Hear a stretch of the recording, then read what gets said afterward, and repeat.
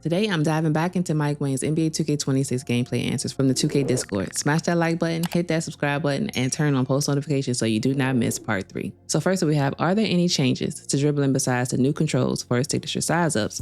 Dribbling has changed a lot in NBA 2K26. Branching and chaining moves will generally feel more responsive and you can interrupt more moves than you could in 2K25. We made an effort to make dribbling faster and the inputs more responsive as well. You'll find some great new content as well as the return of some old favorites. For example, Pippen's behind the back wrap, so I think dribble heads will be able to create some nice highlights this year. Since double tapping circle or B is for wrap passes now, can you still do flashy passes?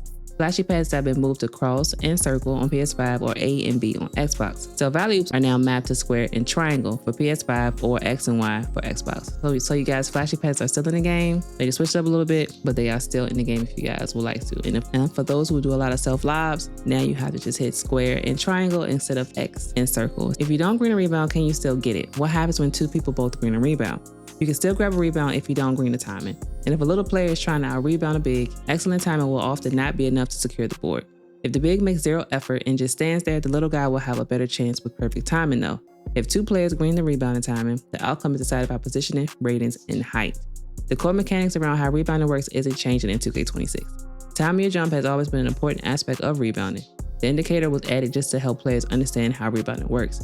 So for you guys who keeps overthinking this whole rebound and feedback thing, you guys have always had to time your jumps. That's always been there. They just added a little green thing under your feet, all right? So don't trip out about it. Don't spaz out. Don't stress it. Just box out your main and you'll get the board. Is the size of the green window different for no dip compared to regular catch and shoots? The green window for quick catch and shoot shots are the same as regular shots. It's possible this could change in the future, so you guys keep that in mind. Have there been any changes to baseline sensitivity?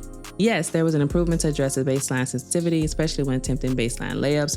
Thank you, Jesus 2K. I'm hoping y'all have really fixed this because nobody can drive on the baseline without going out of bounds. And that's just not real basketball. So I hope they fixed it. We shall see in a few weeks. Can we pull the chair when being back down in the paint?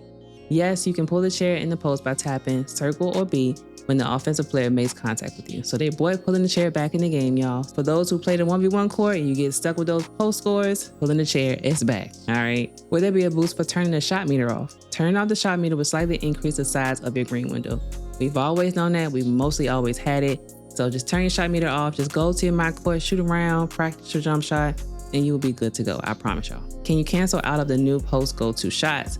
For the post go-to shots that have a dribble, yes, you can cancel like regular go-to shots. You can always pump fake and chain to step throughs also. Are there any changes to pluck steals and lane steals? On-ball steal targeting and steal animations have been improved to reward defenders who position themselves well and anticipate the dribbler's moves. The can animation pluck steals have been almost entirely disabled. Pass interceptions have been tuned a bit, but are similar in effectiveness to 2K25. So all my locks out there, y'all usually be overpowered when the game first come out and people start complaining and 2K patching. So keep this in mind. They said they fixed it, but we shall see if they're gonna patch anything, especially with that patch 1 in September or probably the first week in October. Are there any changes to burst and changes in direction for ball handlers? We spent some time tuning the dribbler's ability to start, stop, and cut.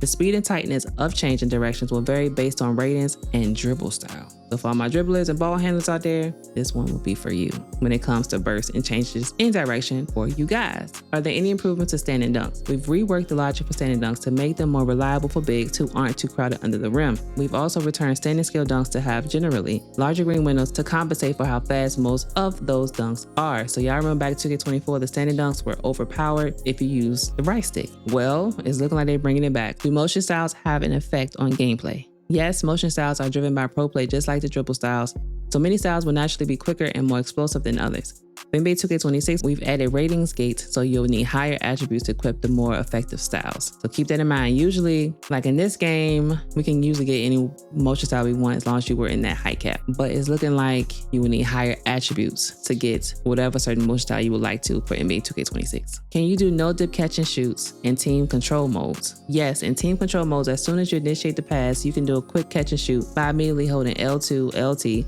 as you receive the catch. So those are for my no dip catching shooters like myself if you are in team control modes. And finally but not least, are there any other new passing controls? Another passing feature added for NBA 2K26 is contextual auto lob passes. With this new auto lob to moving passes controller settings enabled, press a normal pass button, cross or A, or icon pass will throw lobs to moving receivers in situations where a normal chest pass will be more prone to getting intercepted. Advanced playmakers who only want to throw lobs or pressing triangle or Y will want to set this option to disabled in the controller settings menu. Interesting. Okay, so make sure you guys pay attention to this setting. For those who love to throw lobs, you might want to disable like they said, because if not, it's going to auto lob to your moving passes when you're trying to do a normal pass, if that's what I'm getting from this. But let me know if I'm wrong on this one. Let me know down in the comments below. For those are the questions that he has asked thus far for part 2 of this video by way of Discord. If you guys again enjoyed this video, make sure you drop a like.